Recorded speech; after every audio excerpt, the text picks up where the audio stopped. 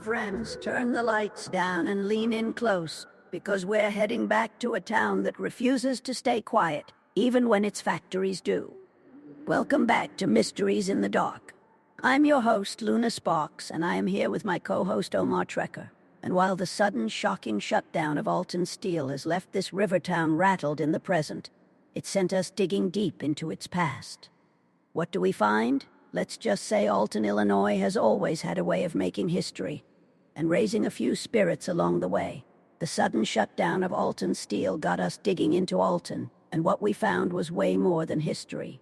This river town proudly calls itself the creepiest, grooviest town on the planet, and the most haunted small town in America. Big claims until you hear about the shadows in the bluffs, whispers in old buildings, and streets where the past never really left. Yes, it is, Luna. And it's not just some marketing gimmick either. Alton has this incredibly rich, albeit often tragic history that has solidified its place in the paranormal world. When you hear about the sheer volume of paranormal activity and the stories coming out of there, you start to understand why it's earned that reputation. Absolutely. I was looking into some of the locations there, and places like the McPike Mansion, the Mineral Springs Hotel, and even the First Unitarian Church are just steeped in history and, well, specters. It's not just one or two haunted spots.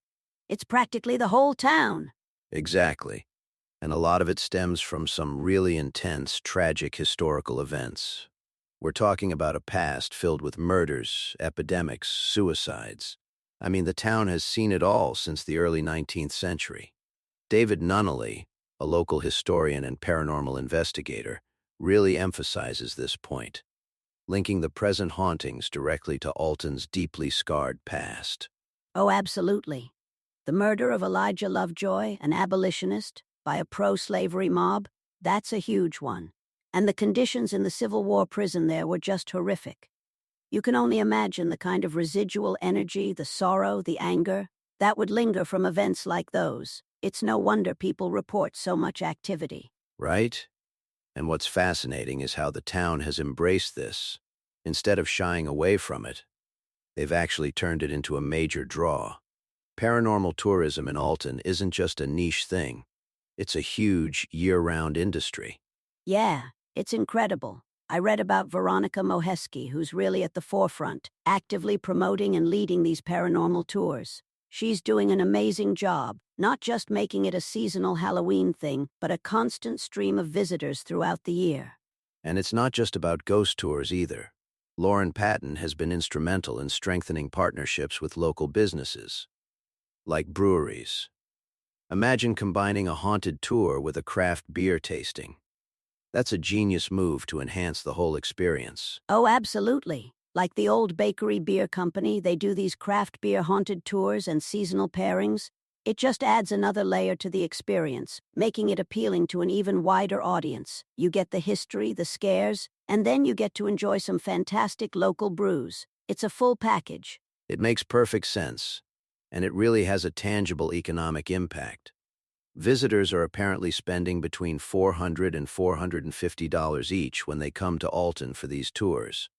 That's a significant boost for the local economy, keeping businesses thriving and bringing new life into the town. That's huge for a small town.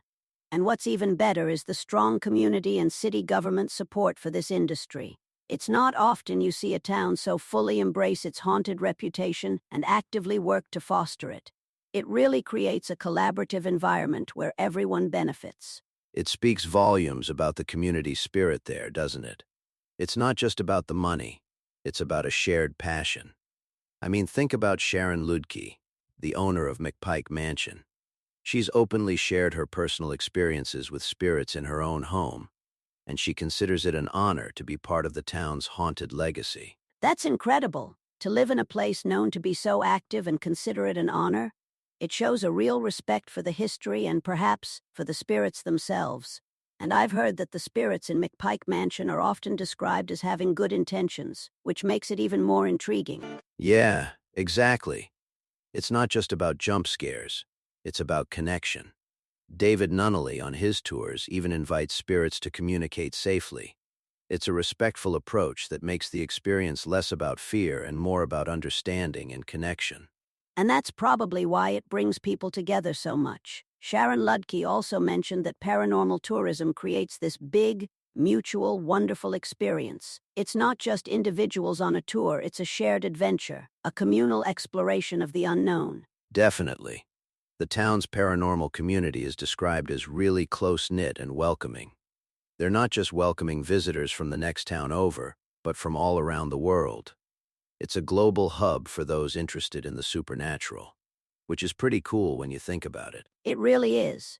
You know, sometimes you hear about these haunted places and it feels a bit manufactured.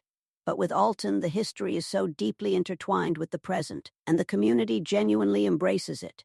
It's not just a facade, it feels authentic. That authenticity is key. When you have historians like David Nunnally using paranormal technology, telling the stories of Elijah Lovejoy, and then you hear from homeowners like Sharon Ludke about their daily experiences, it just adds so much weight to the claims. It's not just folklore, it's living history, constantly unfolding. And the way they've managed to turn that history, even the darker parts of it, into a vibrant economic engine, it's just brilliant.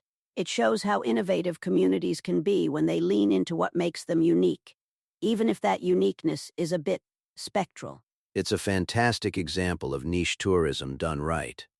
They've found their identity, they've cultivated it, and they've made it accessible and welcoming. And the fact that it's a year-round thing, not just relegated to October, really speaks to its enduring appeal.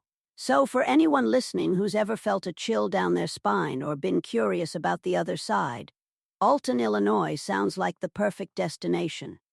Whether you're into historical sites, spooky tours, or just want to experience a town with a truly unique vibe, it sounds like they've got you covered. Absolutely. Pack your EMF meters, maybe a camera, and definitely bring an open mind. And perhaps sample a local craft beer or two while you're there. You might actually meet some friendly spirits, or at the very least, you'll have an unforgettable experience in America's most haunted small town. Sounds like a plan. Thanks for joining us today on this journey to haunted Alton. We'll catch you next time.